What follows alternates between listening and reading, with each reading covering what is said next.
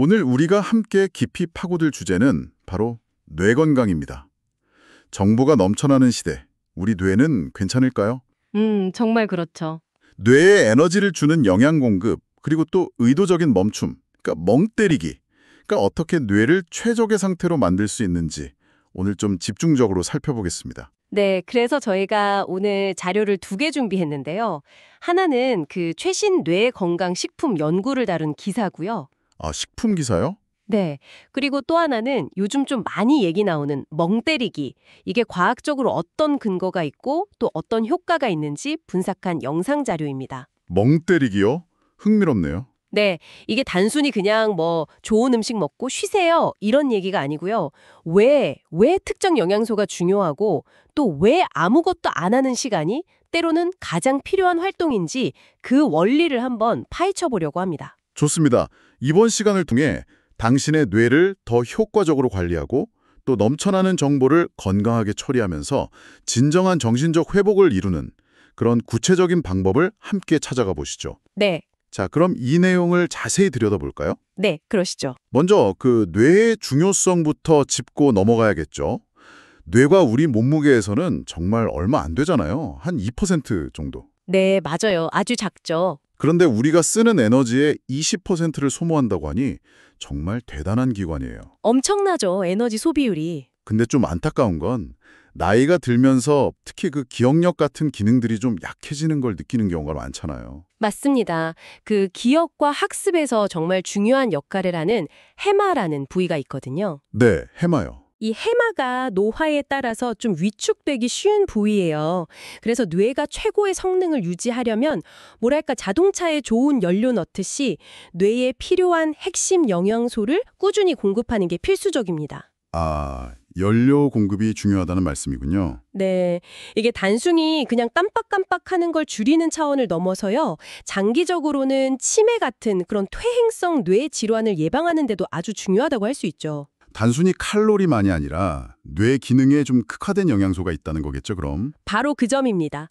뇌는 굉장히 고도로 전문화된 기관이라서 특정 영양소들이 뇌 세포막을 직접 구성하거나 신경 전달 물질 생성에 직접적으로 관여를 해요. 아하, 예를 들어서 기사에서 가장 먼저 강조하는 게 등푸른 생선인데요. 네, 많이 들어봤죠. 네, 고등어나 꽁치 같은 데 풍부한 오메가3 지방산, 특히 그 DHA랑 EPA 있잖아요. 네네. 이게 뇌세포막의 유동성을 높여서 신경세포 간의 소통을 좀 원활하게 하고요.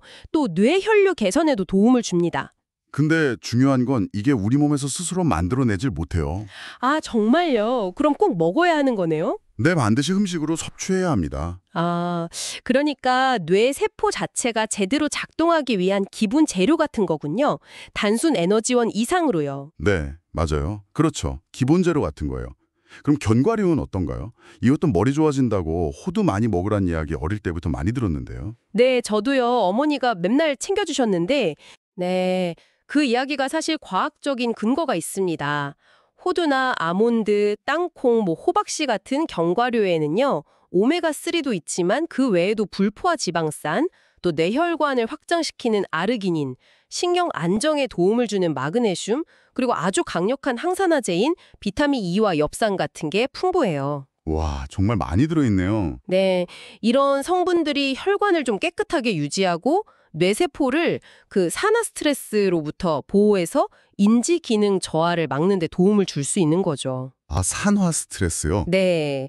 다만 이게 칼로리가 좀 높으니까 하루에 한 줌 정도 너무 많이 말고요. 자연 상태로 그냥 볶은 것 그런 걸 드시는 게 좋겠죠. 그 항산화 성분으로 뇌세포를 보호한다는 점이 좀 흥미로운데요. 우리가 스트레스를 받거나 노화가 진행되면 뇌 속에서도 뭔가 안 좋은 변화가 실제로 일어나는 건가요? 그렇습니다. 그 산화 스트레스라는 게 쉽게 말하면 우리 몸의 세포가 일종의 노폐물인 활성산소 때문에 손상되는 현상이거든요. 아, 근데 뇌는 에너지 소모가 워낙 많다 보니까 이 활성산소 발생도 많아요. 그래서 이 손상에 특히 취약한 거죠. 그렇군요. 그래서 항산화 성분이 풍부한 음식이 중요하다. 네, 바로 그겁니다. 여기서 특히 주목할 만한 식품이 의외일 수 있는데 바로 브로콜리입니다. 브로콜리요. 채소 중에서도 브로콜리가 뭔가 특별한 이유가 있나요? 네, 브로콜리에는 그 콜린이라는 성분이 있어서 혈중 콜레스테롤을 낮춰서 뇌혈류를 돕고요. 엽산은 치매 위험 감소랑 관련이 있고 또 비타민 K는 인지력 향상에 기여한다고 알려져 있어요. 근데 가장 주목할 성분은 썰포라판이라는 건데요. 이게 아주 강력한 항산화 그리고 항염증 물질이에요. 설포라판. 처음 들어보는 것 같은데요. 네, 좀 생소할 수 있죠. 이게 뇌세포를 직접 보호할 뿐만 아니라 신경보호 메커니즘 자체를 활성화시켜서 장기적으로 봤을 때 신경계 질환 예방에도 기여할 수 있다. 뭐 이런 연구 결과들이 계속 나오고 있습니다. 와, 단순히 영양 공급을 넘어서서 뇌를 보호하고 방어하는 역할까지 하는군요. 네, 그렇죠. 또 다른 흥미로운 식품은 없나요? 기사를 보니까 다크 초콜릿 이야기도 있던데요. 저 이거 좋아하는데. 아, 그러신가요? 네, 맞습니다. 근데 그냥 초콜릿 말고요. 카카오 함량이 한 80% 이상 되는 그런 다크 초콜릿이요. 아, 꽤 높네요. 네, 거기에 풍부한 플라보노이드라는 항산화 성분이 있거든요. 이것 역시 뇌의 산화 스트레스를 줄이고 혈류를 개선해서 학습이나 기억 능력 향상에 도움을 줄 수 있다고 합니다. 오호. 그리고 달걀도 좋죠. 특히 노른자에 콜린이 풍부해서 이게 신경 전달 물질인 아세틸콜린의 원료가 되거든요.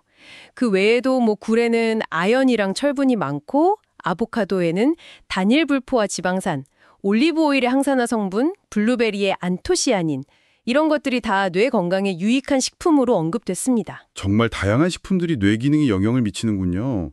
듣고 보니 다 챙겨 먹어야 할 것 같은데요. 아, 그렇죠.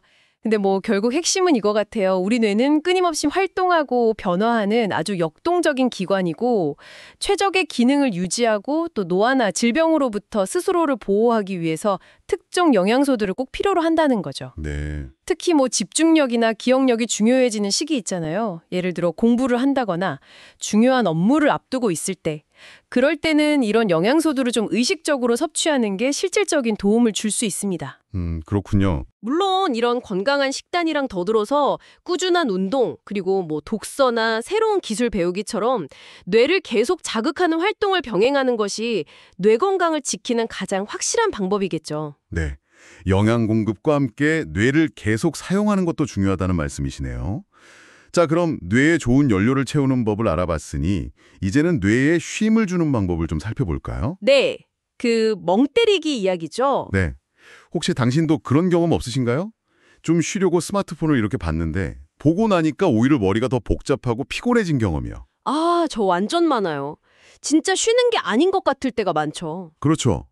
대한민국 성인 하루 평균 스마트폰 사용 시간이 무려 4시간 36분이나 된다고 하니까 어쩌면 깨어있는 시간의 상당 부분을 디지털 화면 앞에서 보내는 셈이에요. 네, 맞아요. 바로 그 지점이 현대사회에서 휴식의 의미를 다시 생각하게 만드는 부분인 것 같아요. 영상자료에서도 아주 날카롭게 지적을 하던데요. 어떤 점을요? 우리 뇌는 새로운 정보나 자극이 쉴 새 없이 계속 입력되는 상태에서는 결코 진정한 회복 모드로 들어갈 수가 없다는 거예요. 아, 계속 뭔가 들어오니까요. 네, 스마트폰 화면을 그냥 스크롤하는 행위조차도 뇌에게는 끊임없이 시각적, 청각적 정보를 퍼붓는 것과 같아서 뇌는 쉬는 게 아니라 오히려 과부하 상태에 빠지기 쉽다는 거죠. 쉬는 것 같지만 실제로는 뇌를 계속 일하게 만드는 거군요. 그렇죠. 그럼 진정한 뇌 휴식은 도대체 어떻게 가능한 건가요? 핵심은 의도적인 입력 중단입니다. 외부 자극을 잠시 차단하고 뇌가 스스로 내부 정보를 처리하고 정리할 시간을 확보해주는 것이죠. 의도적인 입력 중단. 네, 바로 이때 우리 뇌에서는 아주 특별한 활동이 시작돼요. 바로 그 유명한 디폴트 모드 네트워크, 줄여서 DMN이라고 부르는 것이 활성화되는 겁니다. 디폴트 모드 네트워크. DMN. 들어본 것 같기도 한데 정확히 어떤 건가요? 뇌가 그냥 꺼지는 상태는 아닐 것 같은데요? 네, 맞습니다. 그 디폴트라는 말 때문에 좀 오해하기 쉬운데요. DMN은 뇌가 아무 일도 안 하고 그냥 멍하게 있는 상태가 전혀 아니에요. 아, 그런 게 아니군요. 네, 오히려 우리가 어떤 특정 과제에 막 집중하고 있지 않을 때, 그러니까 의식적인 노력을 기울이지 않을 때, 예를 들면 멍 때리거나 그냥 가만히 있을 때 가장 활발하게 작동하는 뇌 영역들의 네트워크입니다. 멍 때릴 때 활발해진다고요? 네. 마치 컴퓨터가 사용자 입력을 기다리는 동안 백그라운드에서 시스템을 정리하고 최적화라는 것과 비슷하다고 비유할 수 있죠. 그 서울대학교 연구에서도 이 DMN의 중요성이 강조되었고요. 백그라운드에서 시스템을 정리한다. 구체적으로 어떤 종류의 정리를 하는 건가요? 궁금한데요. 여기서 정말 놀라운데요. 이 DMN은 우리가 경험했던 기억의 파편들을 막 연결하고 재구성해요. 기억들을요? 네, 어제 있었던 일, 아주 오래전의 추억, 최근에 배운 지식들, 이런 것들을 통합하고 거기에 의미를 부여하는 작업을 하는 거죠. 또 복잡했던 감정들을 처리하고 소화하기도 하고요. 와... 더 나아가서 미래를 계획하거나 상상하고 자기 자신에 대해 성찰하는 활동, 심지어는 창의적인 아이디어가 불쑥 떠오르는 그 유력한 순간 있잖아요. 그때도 이 DMN이 핵심적인 역할을 하는 것으로 밝혀지고 있습니다. 대단하네요.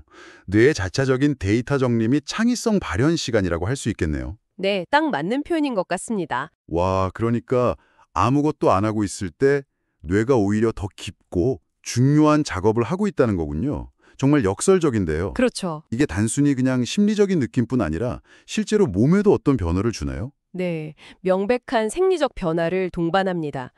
그 하버드대 연구를 보면요. 고작 10분 동안 아무것도 안 하고 그냥 멍하니 있었을 뿐인데 스트레스 호르몬인 코르티솔 수치가 무려 30%나 감소했다는 결과가 있어요. 10분 만에요. 30%나. 와, 대단한데요? 네, 이건 단순한 기분 전환을 넘어서 우리 몸의 스트레스 반응 시스템이 실제로 진정되었다는 아주 강력한 증거죠. 코르티솔 30% 감소면 스트레스 해소 효과가 확실하군요. 그렇습니다. 그리고 뇌파 측정 연구에서도 멍 때릴 때는 안정과 이완 상태를 나타내는 그 알파파가 우세하게 나타나고요. 심박수나 혈압도 안정되는 경향을 보입니다. 아, 알파파요. 네, 특히 우리가 집중하고 계획하고 판단하는 등 이런 고등 인지 기능을 담당하는 뇌의 CEO격인 전두엽 있잖아요. 네, 전두엽. 이 전두엽이 쉽게 과열되곤 하는데 멍 때리기가 이 중요한 전두엽에 꼭 필요한 냉각 시간을 제공해주는 효과가 있는 거죠. 전두엽을 식혀준다. 와, 되게 매력적인 표현이네요. 그렇죠. 그런데 MIT 뇌과학센터 실험 결과는 여기서 한술 더 뜨는 것 같아요. 5분간 그냥 멍하니 눈을 감았던 그룹이 그렇지 않은 그룹보다 문제 해결 속도가 40%나 빨라졌다고 하던데요. 이건 어떻게 설명해야 할까요? 분명 쉬었는데 결과는 더 좋아진 거잖아요. 정말 인상적인 결과죠. 이건 역시 그 DMN 활성화와 깊은 관련이 있다고 해석할 수 있습니다. 아까 DMN이 기억을 통합하고 재구성한다고 말씀드렸잖아요. 네네. 아마도 그 5분의 멍 때리는 시간 동안 참가자들의 뇌는 의식적인 노력 없이도 당면한 문제와 관련된 정보들을 아주 자유롭게 넘나들면서 재배열하고 새로운 연결고리를 만들면서 무의식적으로 해결의 실마리를 찾았을 가능성이 높다는 거죠. 아, 의식적인 노력이 아니라 무의식적인 처리 과정에서 해답을 찾는다. 네, 바로 그겁니다. 우리가 문제에 너무 몰두하면 오히려 시야가 좁아질 수 있잖아요. 네, 그럴 때 있죠. 근데 잠시 멈추고 멍 때림으로써 뇌가 더 넓은 관점에서 정보를 자유롭게 연결하도록 허용하는 거죠. 따라서 멍 때림은 단순한 휴식을 넘어서 뇌의 정보 처리 방식을 최적화하고 문제 해결 능력까지 향상시킬 수 있는 아주 적극적인 뇌 활동일 수 있다는 강력한 증거입니다. 와. 그야말로 멈춤이 더 나은 전진을 위한 준비가 되는 셈이죠. 멈춤이 전진을 위한 준비라. 이거 정말 당신의 일상에도 한번 적용해 볼 만한 통찰인 것 같습니다. 뭔가 일이 잘 안 풀릴 때 무작정 더 매달리는 대신 잠깐 의도적으로 멍 때리는 시간을 갖는 것이 오히려 돌파구를 열어줄 수도 있겠네요. 네, 충분히 그럴 수 있습니다. 그렇다면 이 효과적인 멍 때리기, 구체적으로 어떻게 실천할 수 있을까요? 영상 자료에서 제안하는 방법들이 좀 있던데요. 네, 아주 구체적이고 실용적인 10분 멍 루틴이 소개되었죠. 네, 한번 살펴볼까요? 먼저 아침에는 기상 후에 최소 30분간 스마트폰을 보지 않는 겁니다. 밤새 쌓인 알림 확인 대신에요. 그렇죠. 바로 확인하고 싶지만 참는 거죠. 네, 창밖을 보거나 차 한 잔을 마시면서 뇌를 좀 부드럽게 깨우는 거죠. 점심 식사 후에는 딱 10분 커피 한 잔 들고 그냥 창밖 하늘이나 풍경, 심지어 벽에 한 점이라도 좋으니 멍하니 응시하는 겁니다. 중요한 건 시각적 자극을 최소화하는 거겠죠? 네. 저녁에는 잠들기 1시간 전부터 스마트폰과 거리를 두고 조명을 살짝 어둡게 해서 뇌에게 이제 쉴 시간이라는 신호를 주고 숙면 호르몬인 멜라토닌 분비를 돕는 것이 좋다고 하고요. 맞습니다. 이런 작은 습관들이 쌓여서 큰 변화를 만들 수 있어요. 자료에서는 특히 어르신들을 위한 팁도 덧붙였는데요. 아, 어떤 팁인가요? 예를 들어 식후에 습관적으로 TV를 켜는 대신에 한 10분 정도 조용히 앉아 계시거나 산책 후에 벤치에 앉아서 한 5분간 하늘을 바라보는 것. 이것만으로도 좋고요. 네. 또 자기 전에 손바닥을 이렇게 비벼서 따뜻하게 만든 뒤에 눈 위에 가만히 올려놓는 거 있잖아요. 이 간단한 행동만으로도 몸을 이완시키는 부교감 신경 활성화에 도움이 된다고 합니다. 와, 정말 간단하면서도 효과가 있을 것 같은 방법들이네요. 네, 그렇죠. 그리고 멍노트라는 아이디어도 좀 신전했어요. 멍 때리다 보면 정말 온갖 잡생각이 스쳐 지나가는데 그걸 기록해보라는 거죠. 네, 그렇죠. 보통은 그냥 휙 흘려보내기 쉬운데 멍하니 있다가 문득 떠오르는 단어, 이미지 혹은 짧은 생각 같은 걸 가볍게 메모해보는 겁니다. 네. 영상에서는 이게 어쩌면 외부 정보의 간섭 없이 당신의 잠재의식 깊은 곳에서 올라오는 순수한 생각이나 아이디어일 수 있다고 이야기해요. DMN 활동의 결과물이니까 뜻밖의 통찰이나 창의적인 영감의 씨앗이 될 수도 있다는 거죠. 잠재의식 속의 목소리라. 흥미롭네요. 네. 실제로 자레이 다운 사례처럼 퇴근 후에 10분 멍 때리기로 불면증을 극복하고 업무 효율까지 올랐다는 직장인이나 시험 기간 중에 잠깐씩 멍 때릴 때 오히려 암기 내용이 머릿속에서 이렇게 착착 정리되는 느낌을 받았다는 대학생 이야기는 이런 효과를 뒷받침하는 것 같습니다. 저도 돌이켜보면 비슷한 경험이 있는 것 같기도 하고요. 네, 맞아요. 이런 개인적인 경험들이 멍 때리기에 실제적인 힘을 보여주는 증거들이죠. 그리고 흥미로운 점은 이렇게 잠시 멈춰서서 내면을 들여다보는 것의 가치가 디지털 시대에 갑자기 나타난 게 아니라는 점이에요. 아, 그런가요? 네. 자료에서 언급하듯이 그 조선시대 선비들이 마음을 가다듬기 위해서 했던 정좌 명상이나 불교의 무념무상 수행 같은 것들도 결국 복잡한 세상 속에서 마음의 평정을 찾고 고요함 속에서 지혜를 얻으려는 오랜 인류의 노력이었거든요. 아, 그러고 보니 그렇네요. 네. 어쩌면 현대의 멍 때리기는 이런 전통적 지혜가 과학적인 이해를 바탕으로 현대 사회에 맞게 재발견된 것이라고 볼 수도 있겠죠. 전통적 지혜의 현대적 재발견이라.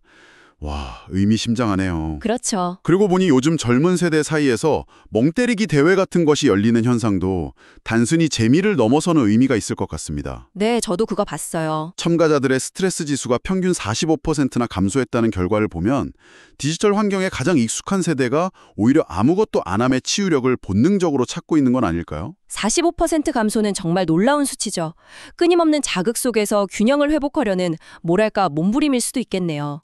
만약 당신이 요즘 부쩍 기억력이 떨어진 것 같거나 네? 사소한 일에도 쉽게 짜증이 나고 집중하기 어렵다고 느낀다면 혹은 잠시라도 스마트폰이 손에 없으면 불안하다면 그것은 당신의 뇌가 보내는 과부하 신호, 즉 SOS 신호일 수 있습니다. 제발 좀 쉬게 해달라는 외침일 수 있는데 이때 멍 때리기가 아주 효과적인 처방전이 될 수 있다는 겁니다. 뇌가 보내는 SOS 신호. 이거 무시하면 안 되겠네요. 그렇습니다.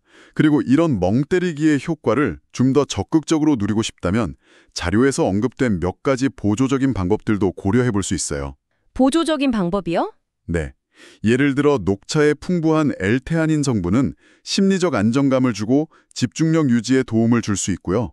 앞에서 다룬 오메가3나 마그네슘 같은 영양소는 신경 안정 효과와 더불어 디지털 기기 사용으로 인한 눈의 피로나 두통 완화에도 긍정적인 영향을 줄 수 있다고 알려져 있습니다. 영양소랑 연결되는군요. 네. 만약 수면의 질이 문제라면 전문가와 상의하에 멜라토닌 보충을 고려해 볼 수도 있고요.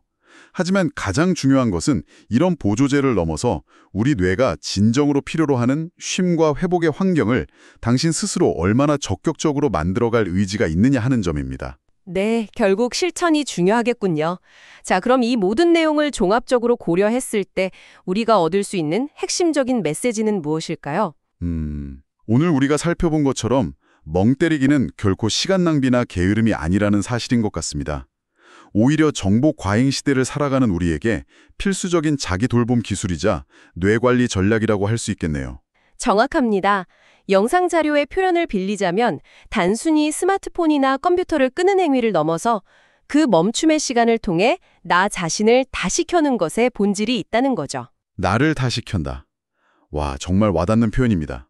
네, 과도한 외부 자극으로 인해서 방전되고 파편화된 우리의 의식과 감정을 잠시 멈추고 고요히 내면으로 침잠하는 시간을 통해 다시 통합하고 재충전하는 아주 능동적인 과정인 겁니다. 하루 단 10분이라도 그럴 수 있다면 정말 큰 변화가 있겠군요. 그렇습니다. 점심 식사 후에 창밖을 보면서 잠시 갖는 그 멍한 시간, 퇴근길 버스 안에서 잠시 눈을 감고 있는 그 짧은 순간만으로도 우리의 뇌는 스스로를 정리하고 최적화할 기회를 얻습니다. DMN이 활성화되는 거죠. 네. 마음은 불필요한 소음에서 벗어나 고요함을 되찾고 흐트러졌던 감정은 다시 중심을 잡게 되고요. 어떻게 보면 가장 비생산적으로 보이는 그 시간이 역설적으로 가장 생산적인 결과를 위한 준비 과정이 되는 겁니다. 그 서울대, 하버드, MIT 등의 연구 결과들이 그 효과를 과학적으로 증명해주고 있고요. 멍은 나태가 아닙니다. 그건 나를 회복시키는 조용한 명상입니다. 자료의 마지막 문장이 오늘 나눈 이야기의 핵심을 딱 담고 있는 것 같네요. 네, 저도 그 문장이 참 인상 깊었습니다. 오늘 이 이야기가 끝난 뒤 딱 10분이라도 좋습니다.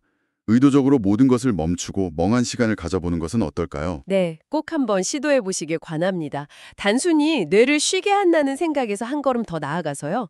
당신이 만들어낸 그 고요하고 텅 빈 시간 속에서 어떤 이야기가 당신을 기다리고 있을지 한번 귀 기울여 보세요. 네. 어쩌면 오랫동안 풀리지 않던 문제의 실마리, 예상치 못한 창의적인 아이디어, 혹은 당신 내면의 진짜 목소리가 바로 그 아무것도 하지 않는 순간에 불쑥 찾아올지도 모릅니다.